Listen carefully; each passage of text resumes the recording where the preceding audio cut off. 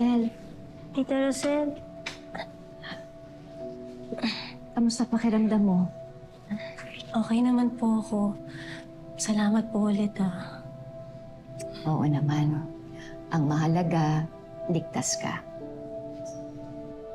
Pero paano po kayo? Nakwento po sa akin ni Tyrone na hindi niya daw naabutan sina Aling Malu. Nakatakas daw po sila. Ganun nga yata talaga. Baka hindi pa ito yung tamang oras. Sorry po. Huwag kang mag-sorry. Wala ka namang kasalanan.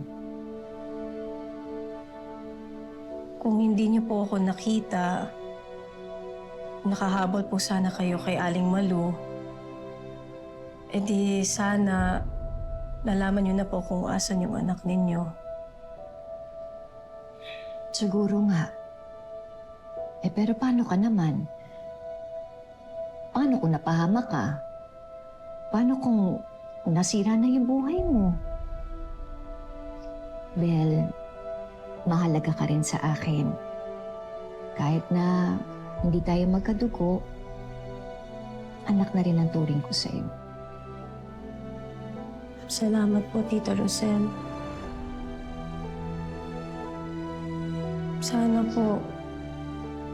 Sana mahanap niyo na po ang anak ninyo. Alam ko po na napakaswerte niya. Kasi kayo po ang nanay niya. Sana nga. Alam mo, hindi ako susuko. Hindi ako titigil hanggat hindi ko mahanap yung anak ko.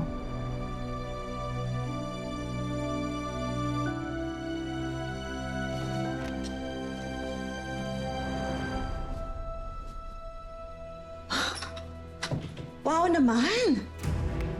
How touching!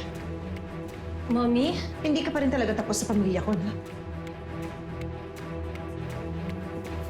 Bella, anak. How are you? Are you okay? So, ikaw pa lang nagligtas sa anak ko. Oo. Mabuti na lang napadaan kami dun sa lugar na yon. Honestly, visit pa rin ako sa'yo. Pero thank you. Dahil marunong naman ako mag-acknowledge ng utang na loob. Pareho tayong ina. Ayokong maranasan mo yung pinagdadaanan ko. Oh, that's right. I heard you were looking for Malu? Dahil gusto mong malaman kung nasaan ang nawawala mong anak. Tama ba? Oo. Hinahanap ko yung totoong kakambal ni Tyrone. Si Malu kasi yung nagpaanak sa akin, kaya sigurado akong may alam siya. Malu? Please. That woman is trash. Kaya nga pinalayas ko siya. Via, baka kasi may nabanggit sa'yo si Malu na makakatulong sa paghahanap ko sa anak ko. Mommy, baka pwede po natin tulungan si Tita Rosel. Baka may iba kayong contact. Come to think of it, I think may isang nabanggit sa akin si Malu. Talaga? Ano yun? You know what she said? Malu said that cheating comes with a price. Kaya siguro hindi mo mahanap ang anak mo. Seryoso ka ba talaga, Via? Wala ka bang kahit na konting puso? And why should I pretend? Anak mo yun sa kasalanan. So natural lang na may consequences, di ba? Via, bakit ka ba ganyan mag-isip? Hindi mo alam ang pakiramdam na nawawalan ng anak. Am I required na alamin o intindihin? Ha? Siguro nga hindi. Sa bagay, noon pa man, makasarili ka na. How dare you talk to me like that? Wala kang karapatan na bastusin ako sa harap ng anak ko! Wala ka rin karapatan na basusin ako at ang anak ko! Hindi mo alam ang pakiramdam na nawawalan ng anak. Magpasalamat ka na lang at hindi nangyari sa'yo yun. Oh, you think I don't? You think I don't? ako ng anak, Rosel! So, Doc, ano ho bang results? You're 6 weeks pregnant. What? Magkaka-baby na tayo.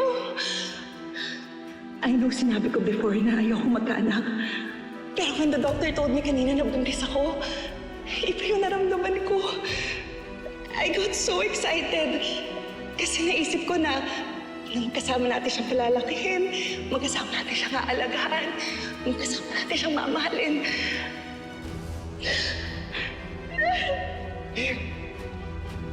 Wala ako! Ayoko! Wala yung anak ko! Kasi ayoko! Wala yung anak natin! Ayoko! Wala ang baby natin! Gusto mo loob mo? Hindi mo mawawala, baby. Gusto mo.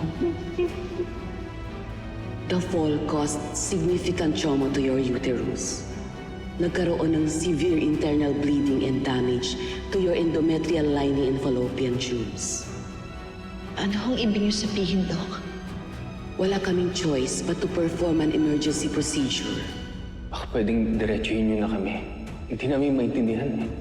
Due to the extent of the damage, I'm afraid you won't be able to conceive again, Mrs. Almendras. Wala na yung baby natin at hindi na ako magkakaanak. Alam mo ba yung pakiramdam na masabihan ka na hindi mo na kayang manganak ulit? Na wala ka ng kakayahan na manganak ulit? Hindi, di ba?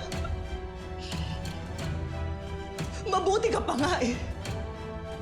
Alam mo na buhay yung anak mo. Pero ako,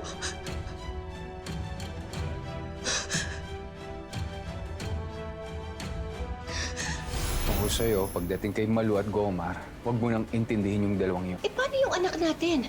Paano kung buhay pa siya? Paano natin siya mahahanap? Nakaisip na ako ng paraan kung paano natin pera si Rosel gamit ang katotohanan. Gusto ko lang talagang malaman kung ano nangyari kagabi. Baka nakita ko yun. Nawalan ka ng malay. Pinabayaan niyo ako sa lalaking yun sa bar. Huwag niyo isisi sa akin kung iniwan ka ni Dad. Hindi lang yun ang kasalanan mo, Bel. Then ano pa? Sisingilin ko kayong lahat. Ikaw, ang daddy mo, at yung walang kwenta mong ina! So kilala niyo po ang nanay ko.